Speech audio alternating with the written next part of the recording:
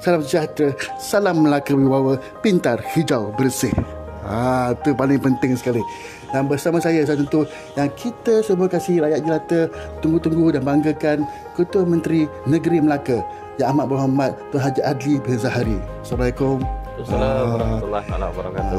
Sangat-sangat orang kata berendah diri, terima kasih kerana sanggup meluangkan masa bersama kami. Terima kasih. Dan ditemani juga oleh pengurusi DBMM di Melaka, iaitu Tuan Haji Dr. Hanim Hussein, kerana menganjurkan program untuk pagi ni. Okey, jadi kita mulakan dengan umum. Mungkin tajuk kita pada ini adalah Usahawan Melaka di 2020. Usahawan Melaka di 2020. Secara amnya, apakah kerajaan Melaka telah lakukan ataupun bakal lakukan untuk mereka? Terima kasih kepada Dewan Perniagaan Melayu Malaysia Negeri Melaka kerana mengadakan program secara live pada pagi ini. Dan kalau kita lihat sebelum saya menjawab terus soalan itu, kita tahu bahawa kerajaan secara asasnya sudah melaksanakan dasar usahawanan negara 2030. Jadi memang kerajaan di samping melaksanakan dasar ini untuk menjadikan Malaysia sebuah negara keusahawanan, meletakkan 6 teras strategik yang paling penting. Dan kalau kita lihat daripada teras-teras itu, sebenarnya teras-teras itu sudah biasa bersama dengan kumpulan usahawan dan peniaga. Tetapi mungkin suka saya letakkan balik asas-asas teras strategik itu. Yang pertama, kalau kita tengok adalah budaya keusahawanan itu sendiri. Memang kalau untuk membina budaya usahawan ini adalah satu yang cukup penting kepada kita. Kadang-kadang anak-anak itu walaupun di peringkat kecil itu, tetapi oleh kerana keluarga itu peniaga, mengusahakan sesuatu, jadi budaya itu sebenarnya timbul kepada mereka. Macam saya ambil satu contoh saya dululah, kecil-kecil di sekolah. Jadi mak buat kepek pisang, kepek ubi, kita jual di sekolah. Jadi sebenarnya itu budaya keusahawanan sebenarnya. Dia jual kepek di sekolah. Di sekolah. Jadi masa tu tak kena tangkap ni, boleh jaga. Jadi kita sebenarnya jadi ibu buat kepek ubi, jadi kita jual di sekolah. Semua adik-adik saya semua kena berniaga. Kecuali dia paling bongsu lah, dia manja kecil kan, jadi dia tak berniaga. Tapi sebenarnya budaya itu sebenarnya adalah dia akan timbul minat tu. Itu sebab dalam keluarga saya hampir semua adalah seorang saja yang tak berniaga, yang kecil tu ya tak jadi usahawan. Lain semua adalah peniaga, usahawan, kerana sebenarnya model itu dibentuk daripada kecil. Sebab itu kalau kita tengok strategik negara dibuat adalah, pertama adalah bina budaya. Yang kedua, kalau kita tengok adalah tentang capaian kewangan. Kita tahu bahawa nak bina usahawan, antara cabarannya adalah kena ada modal dan sebagainya. Jadi saya rasa strategik negara membina supaya kita lebih banyak capaian kewangan itu dapat kita usahakan. Dan yang ketiga, kalau kita lihat pembangunan usahawan itu sendiri, kadang usahawan itu sudah bermula ada idea, tetapi bagaimana nak dibangunkan. Jadi kerajaan memang memberikan fokus itu.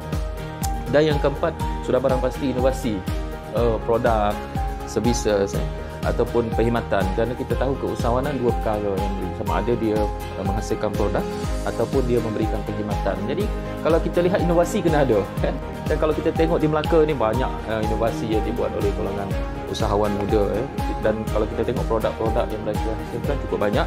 Yang seterusnya adalah prestasi itu sendiri. Jadi saya fikir di samping usahawan-usahawan itu sudah memulakan, prestasi mereka itu mungkin harus dilipat gandakan lagi supaya mereka boleh pergi daripada mikro pada kecil kepada sederhana kepada yang lebih besar.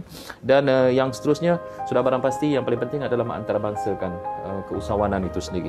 Jadi itu sebab kalau katanya tadi soalan dia yang utama di Melaka ni apa yang kita usahakan.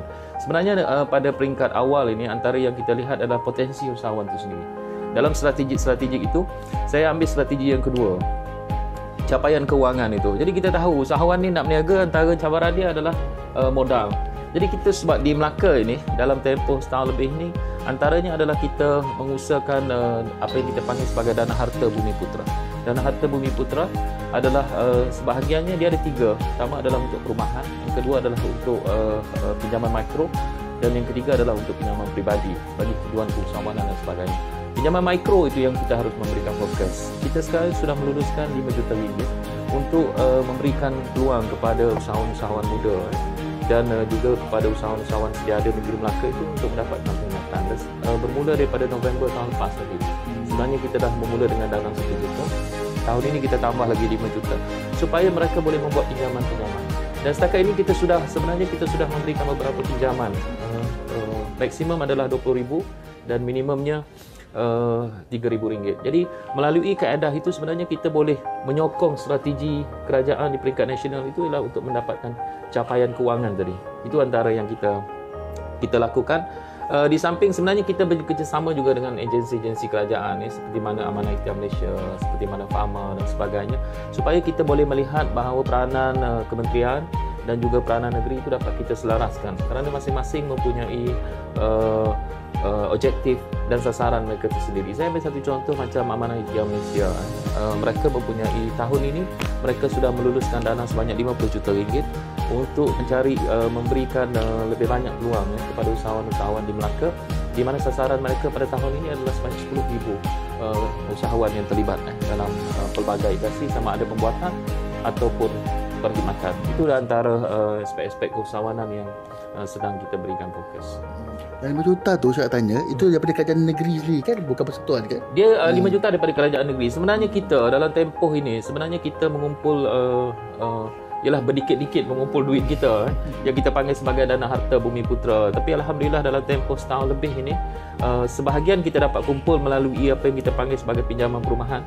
Yang sebahagian lagi yang 5 juta itu adalah fokus kita kepada pinjaman mikro, dan saya yakin bahawa dia tidak terhad kepada 5 juta kerana kita mahu dia lebih banyak lagi dapat kita kumpulkan dan dapat kita salurkan kepada usahawan mikro kita dalam bentuk pinjaman. Dan kalau kita lihat antara yang penting adalah dia diusahakan oleh agensi kerajaan negeri sendiri, iaitu Amanah Finance House. Jadi memang sudah barang pasti prosedurnya, kaedahnya adalah diuruskan oleh kerajaan negeri, dan kita faham usahawan-usahawan kita kemampuan mereka untuk buat pinjaman di perbankan sedia ada mungkin agak sukar, tetapi kita akan permudahkan di Amanah Finance House bagi mereka boleh memulakan perniagaan dan ataupun meningkatkan lagi prestasi perniagaan sedia ada.